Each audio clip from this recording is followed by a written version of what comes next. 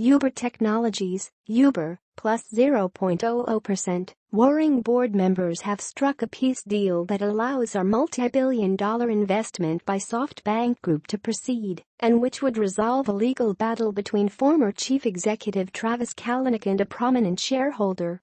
Venture capital firm Benchmark, an early investor with a board seat in the ride services company, and Kalanick have reached an agreement over terms of the SoftBank investment, which could be worth up to $10 billion, according to two people familiar with the matter. The Uber board first agreed more than a month ago to bring in SoftBank as an investor and board member, but negotiations have been slowed by ongoing fighting between Benchmark and Kalanick. The agreement struck on Sunday removed the final obstacle to allowing SoftBank to proceed with an offer to buy into stock. Uber confirmed the deal was moving forward. "We've entered into an agreement with a consortium led by SoftBank and Dragoneer on a potential investment," an Uber spokesman said. "We believe this agreement is a strong vote of confidence in Uber's long-term potential." For more on Uber, watch Fortune's video, Huffington on Uber. Culture is the immune system of a company.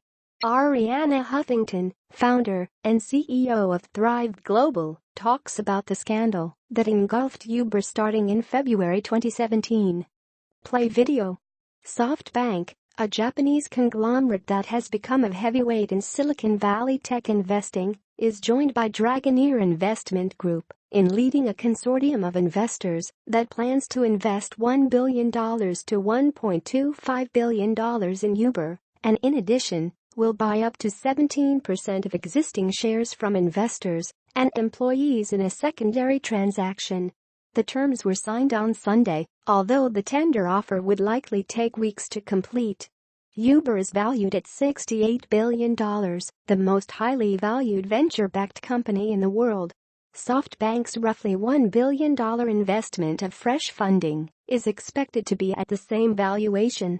The secondary transaction, or the purchases from employees and existing investors, would be at a lower valuation. A spokeswoman for Benchmark did not immediately respond to a request for comment, and a spokesman for Kalanick declined to comment.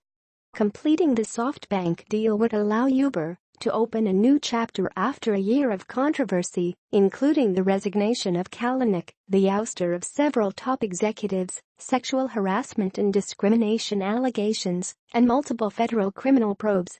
The deal is also tied to new governance rules that aim to distribute power more equally and bring more oversight to the company. Full reset. Uber had a remarkable first 6 or 7 years, a bumpy past 2 years, and now the SoftBank deal allows for a full reset, said Bradley Tusk, an Uber investor and political strategist who works with tech companies. It would also be a major victory for Uber's new CEO, Dara Khosrowshahi, who often served as a mediator to help broker the agreement, according to a third person familiar with the matter. To allow the deal to go forward, Benchmark has agreed to immediately suspend its lawsuit against Kalanick, which it filed in August in an effort to diminish the ex-CEO's power at the company and force him off the board, one of the sources said. On the successful completion of the SoftBank investment, Benchmark would drop the lawsuit entirely, the person said. In turn, Kalanick must receive majority board approval should he want to replace the board seats over which he has control, according to the source. In addition to his own seat, Kalanick controls 2 more, which are occupied by Ursula Brown, the former Xerox, XRX, -0.31% CEO, and former Merrill Lynch CEO John Thain. Kalanick appointed them in September without first consulting with the board. Ending the litigation is a big step forward if it finally ends the specter of Kalanick retaking control, said Eric Gordon, an entrepreneurship expert at the University of Michigan's Ross School of Business. Uber's board already approved a slate of governance reforms that are contingent on completion of the SoftBank deal.